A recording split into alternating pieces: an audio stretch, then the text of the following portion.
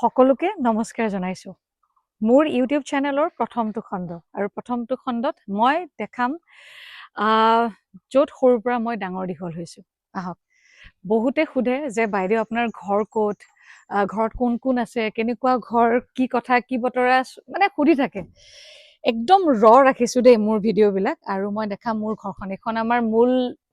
গেটখন আৰু প্ৰথমতে দেখাম মোৰ ঘৰখনৰ মোৰ আমাৰ গোসাঁই ঘৰটো আৰু এই গোসাঁইঘৰটো এতিয়া বাৰু খোলাৰ সময় নাই কাৰণ মায়ে ৰাতিপুৱাই সেৱা কৰি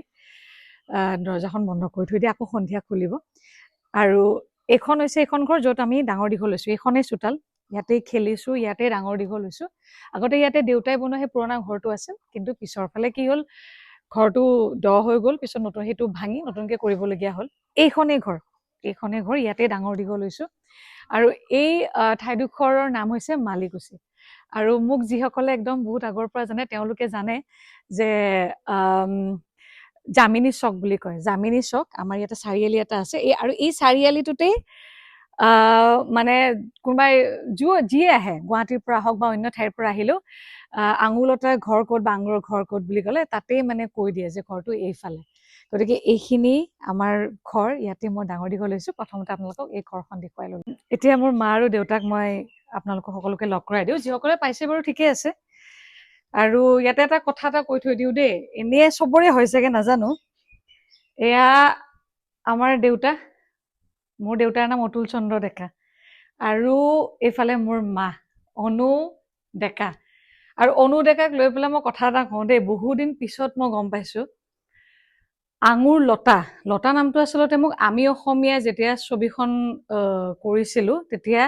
পৰিচালক ৰাজীৱ ভট্টাচাৰ্যী তেখেতে মানে মোক কিবা এনেকে চুৱাই পেলাই দিছিলে আৰু লতা তেতিয়াতো বাৰু ইমান গম নাপাওঁ আৰু কৈছে যে তুমি আঙুৰ লতা বুলি কৰিলে তোমাৰ বেছি ভাল হ'ব এনেকুৱা কৈ থলে মোৰো বেয়া নালাগিল ঠিকে আছে পিছত মায়ে এদিন মানে কৈছে আৰু যে মাৰ নামটো মানে আমি অনু ডেকা বুলিয়ে জানো দেই মানে পেন কাৰ্ড এইবিলাকত চবতে অনু ডেকা বুলিয়ে আছে পিছত কৈছে যে মাৰ নামটো অনু লতাই আছিল ক'ব নোৱাৰাকে মানে সেই লতাটো মোৰ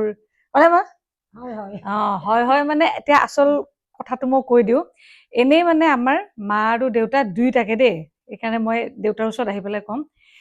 মানে দেউতা আৰু মাক আজি মানে ভালকে কৈ থোৱা হৈছে যে তহঁতি এনেকে কাপোৰ মানে পিন্ধি থবি ভালকে নহলে কি কৰে ইমান কাপোৰ যেতিয়া কোনোবা মানুহ আহে বা ক'ৰবাত যাবলগীয়া হয় নকওঁ আৰু চবেই বুজিয়ে পায় আৰু এনেকুৱা লাগে যে এই মাত্ৰ পাকঘৰৰ পৰা ওলাই গুচি আহিছে মানে এনেকুৱা ধৰণৰকে থাকে আজি বাৰু এতিয়া মই কৈছো কাৰণে ধুনীয়াকে ফিটফাট হৈ আছে দুয়োটাই গতিকে এইখিনি হাঁহে আকৌ দেউতাই কিবা ক'লে বয়সটো এনেকুৱা হয় কান্দে নতুবা হাঁহে এতিয়া আৰু এটা কথা কওঁ মানে বহুতে আঙুলতাৰ জন্মস্থান নলবাৰী তেনেকে কয় হয় বাৰু মই একদম সৰুৰ পৰা ইয়াতে ডাঙৰ দীঘল হৈছো কিন্তু মোৰ জন্ম ৰঙিয়াত হৈছিল ৰঙিয়াত ক'ত হৈছিল মা চিৰাখুন্দি দেউতাই ASCBত কাম কৰিছিলে তাতে কোৱাৰ্টাৰ আছিলে সেই কোৱাৰ্টাৰত মই জন্ম হৈছো তাৰপিছত কিমান বছৰ বয়সত ইয়াতে আহিছো আমি 5 বছৰ মোৰ 5 বছৰ মানত মই ইয়াতে আহিছো তাৰপিছত ইয়াতেহে মই স্কুল ষ্টাৰ্ট কৰিছো আৰু মই পিছৰ যিকেইটা এপিছড আছে মই গোটেইখিনি ভালকে দেখাই যাম কোনখন স্কুলত পঢ়িছিলো কোনখন কলেজত গৈছো গোটেইবিলাক দেখাম আৰু গতিকে এই ঘৰখনৰ লগত বহুত মানে কি সেইটোতো চবৰে থাকে বাৰু বহুত স্মৃতি আছে আৰু ইয়াতে বহুত বিলাক মোৰ ক'বলগীয়া আছে মানে আঙুৰলতা হোৱাটো মানে এইখন ঘৰৰ পৰা আজিৰ যিটো পৰ্যায় আছে ইয়ালৈকে পাওঁতে বহুতখিনি কষ্ট কৰিব লগা হৈছে আৰু মোক বহুতে সোধে মানে ক'ৰ পৰা শক্তি পাওঁ এই মোৰ শক্তিৰ স্থল এইটোৱে মোৰ মা আজিলৈকে এতিয়ালৈকে মই যিমান দূৰ মোৰ মনত আছে বা যিখিনি মই অনুভৱ কৰিব পাৰিছো যেতিয়াৰ পৰা কোনো কামেই যে অসম্ভৱ নহয় সেইটো মাৰ পৰাই শিকিছো গতিকে এয়া মোৰ মা আৰু এতিয়াও সেইখিনি শক্তি মাৰ পৰাই পাই আছো মানে নিজে অনুভৱ কৰিব পাৰি যে মই জানো যে এইটো মোৰ ভাল গুণ অন্তত এতিয়া ক'ব পাৰো যে বেকাৰ ৰাস্তা কেতিয়াও অৱলম্বন কৰিব নালাগে লক্ষ্যস্থান লাগিলে যিমানেই কষ্টকৰ নহওক কেলে সদায় চিধা ৰাস্তা অৱলম্বন কৰিব লাগে গতিকে এই যিটো মনোভাৱটো আছে সেইটো মই পাইছিলোঁ দেউতাৰ পৰা দেউতাই সেই বস্তুটো সদায় কৈ আহি আছে যে আগৰ পৰাই আৰু কয় যে কেতিয়াও কাকো অন্যায় নকৰিবি লাগিলে লক্ষ্যস্থানটো যিমানেই কষ্টকৰ নহওক, যিমানেই দূৰত নহওক কেলে, লাগিলে যিমানেই সময় নালাগক কেলে, গতিকে কেতিয়াও কাকো অন্যায় নকৰাকে, ভুল পথেৰে নোযোৱাকে চিধাকে মানে যোৱাৰ চেষ্টা কৰিবি। আৰু সেইকাৰণে হয়তো এতিয়াও ক'ৰবাত মই ঠেকেচা খাওঁ, কিন্তু উপায় নাই, কি কৰোঁ। কিছুমান ঘৰৰ পৰিৱেশৰ পৰা বা দেউতাৰ মাৰ পৰা যিখিনি বস্তু শিকিছোঁ, সেইটো কেতিয়াবা স্বাভিমান হৈ পৰে। গতিকে দেউতাৰ পৰা সেইখিনি, মাৰ পৰা এইখিনি পাই হয়তো আজি মোৰ এনেকুৱা লাগে যে এইখন ঘৰৰ পৰা ওলাই গৈ মই আজি অন্তত অসমত, মই চব বুলি নকওঁ, কিন্তু বেছিভাগ সংখ্যক মানুহে মোক মানে চিনি পায়, বা মই সেইখিনিলৈকে এটা পৰ্যায়লৈকে যাব পাৰিছোঁ। গতিকে এয়াই মোৰ মা আৰু দেউতা, এইখিনি। আৰু বহুত কথা আছে, বহুত কথা আছে। মই আপোনালোকক হয়তো এইটো খণ্ডত যদি নাথাকে, মই পিছৰ খণ্ডবিলাকত কৈ থাকিম। মা আৰু মোৰ বহুত কাহিনী আছে। এই ঘৰখনৰ পৰা মোৰ ছবি জগতলৈ যোৱা যাত্ৰা, স্কুলবিলাকৰ কেনেকুৱা ধৰণৰ কি পৰিৱেশ পাইছিলোঁ, কেনেকুৱাকে ডাঙৰ হৈছিলোঁ, যে আঙুৰলতা আজি বৰ্তমান কওঁতে বা কোনোবাই কওঁতে যিকোনো পটককে সহজতে কৈ দিব পাৰে, কিন্তু আমাৰ যিটো জাৰ্ণিটো আছিলে, আমাৰ যিটো যাত্ৰাটো আছিলে, সেইটো ইমান সহজ নাছিলে আজিৰ আঙুৰলতালে। আগৰ সময়ত আৰু এতিয়া সময়ৰ মাজত কিমান পাৰ্থক্য। এতিয়া মোৰ এজনী ছোৱালী ৰাখোঁতে মোৰ যিটো অৱস্থা, আৰু আমাৰ মায়ে, আগৰ কথাবিলাক বাৰু নাযাওঁৱে, কিন্তু আমাৰ মায়ে, আমাৰ 4জনী ছোৱালী, ল'ৰা এটা। কম কষ্ট হোৱা নাই নে তোৰ? সেইটো হয়, মোৰ 4জনী কথিততে কওঁ, ছোৱালী, আমাৰ কথিততে চলি যাব, একো নাই। 4জনী ছোৱালী, ল'ৰা এটা। মই খুব কষ্ট কৰি সিহঁতক পঢ়া শুনাত বা অলপ ব্যস্তকৈ ৰাখিছিলোঁ। আৰু নিজে যিহেতু নোৱাৰিলোঁ ভালকৈ পঢ়া শুনা কৰিব, সময় নাপালোঁ বেছি, গতিকে ল'ৰা ছোৱালীকেইটাকে খুব ভালদৰে পঢ়াই শুনাই ভাল কৰিম বুলি এটা বহুত কষ্ট কৰি চলাই আছিলোঁ ঘৰখন। বহুত মানে এতিয়াও মানে মোৰ ভাগফল বুলি ক'লে খং উঠে। আমাৰ সময়ৰ ল'ৰা ছোৱালীয়ে গম পাব, আমাৰ বয়সৰ বিলাকে। মায়ে ৰাতি 4:30মান বজাতে বজাত উঠাই দি বিচনাতে, মানে তেতিয়া মানে ট্ৰাংক থাকে, সৰু সৰু ট্ৰাংকটোৰ ভিতৰত সোমাই থৈ দিয়ে, যাতে আমাৰ মানে সেইটোত লাগি পেলাই যাতে সাৰ পাওঁ আমি। সেই ট্ৰাংকটোৰ ওপৰতে কাপোৰ এখন পাৰি দি পেলাই তাতেই ৰাতিপুৱা 4:30 বজাত, 5টা বজাতে মানে ভাগফল শিকাই। বাপৰে বাপ, মানে আটাইতকৈ মাৰ যদি খাইছোঁ, গালি যদি খাইছোঁ, সেই মাৰ পৰা খাইছোঁ। আৰু এইখন হাত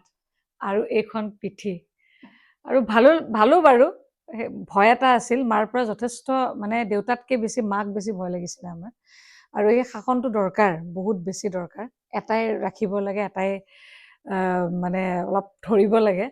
এই মায়ে যথেষ্ট কষ্ট কৰিছিলে, আৰু মায়ে আজি অলপ কোৱা নাই, পিছত ক'ব কিন্তু দেই। এতিয়া লিখিততে মই কৈ আছোঁ যে, কথিততে কৈ বেছি ভাল পায়। তো কওঁ, একো নহয় দে। কথিততে কওঁ বেছিভাগ, যিহেতু আমি নলবাৰীতে থাকোঁ। আৰু সিহঁতক লৈ মানে মই ক'লেতো মই খুবেই কয়, সেনেকৈ পঢ়া শুনাত গোটেইখিনিয়ে মানে আগভাগ লৈছিলোঁ। মই যে সিহঁতক পঢ়াব লাগে, ঘৰৰ কাম কৰি উঠিও মই সিহঁতক নিজৰ পঢ়া শুনাত টিউশ্যন নিদিয়াকৈ সিহঁতক মানে বহুতখিনি মই শিকাইছোঁ।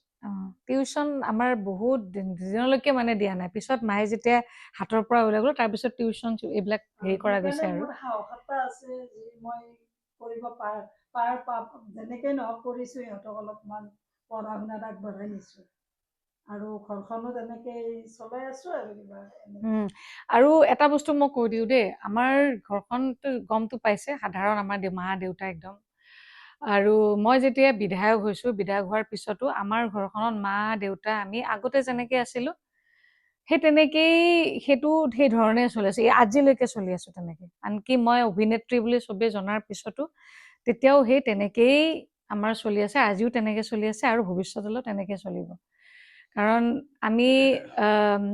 যিহেতু এনেকুৱা এটা পৰিৱেশত ডাঙৰ দীঘল হৈছোঁ, এইখিনি জনোৱাটো বহুত দৰকাৰ। মানে আচলতে বহুতে কেতিয়াবা ঘপককৈ যিবিলাক মানুহে প্ৰথম পায়, লগ পোৱাৰ পিছতহে গম পাওঁ, পিছত কয় যে বাইদেউ ভাবিছিলোঁ আপুনি বহুত অহংকাৰী নেকি, বা আপোনালোকৰ ঘৰখন এনেকুৱা নেকি।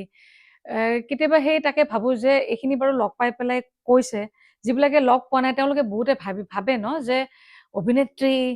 মানে ৰাজনীতিৰ লগত আছে, এনেকুৱাই নেকি, কিন্তু আচলতে নহয়। আমি একদম চিম্পলকৈ থকা মানুহ, এতিয়াও তেনেকৈ আছোঁ। আমাৰ ঘৰ মা দেউতা তেনেকৈ আছে, বিহু বুলি ক'লেও সেই তেনেকুৱা চব একেই। গতিকে এইখন মোৰ ঘৰ, মই নাজানো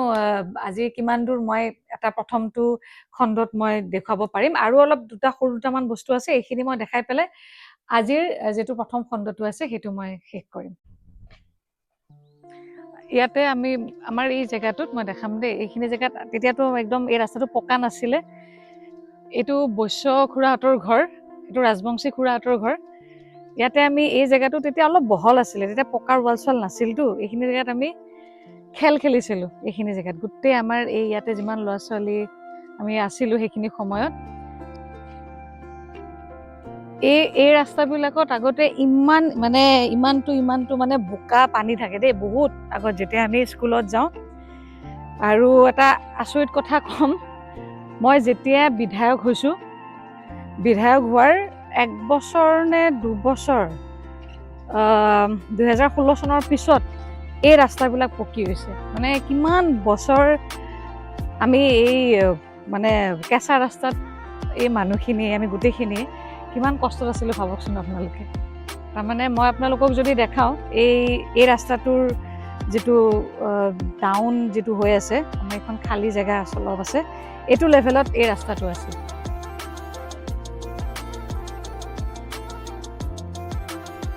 এয়া হৈছে ৰাজবংশী খুৰা দে খুৰা কি খবৰ আল্লাহ নাই এনেই আছো ৰ'ব বহুত দিন আহা নাই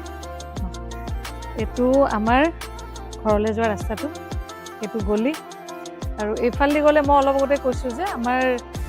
জামিনী চক পায় এইটো ৰাস্তা চিধা আৰু এইফালে আমাৰ পায় শ্যামৰাই মন্দিৰ এইফালে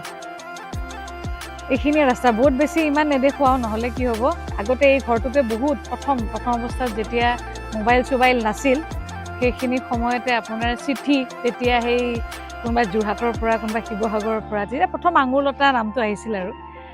তেতিয়া সেই এড্ৰেছবিলাকত পঠিয়াই দিছিলে গতিকে এইখিনিয়ে দেই এইটোৱে ৰাস্তা এইফালেদি আমি অহা যোৱা কৰিছিলোঁ আৰু মোৰ বহুত ক'বলগীয়া আছে বহুত ষ্টৰি আছে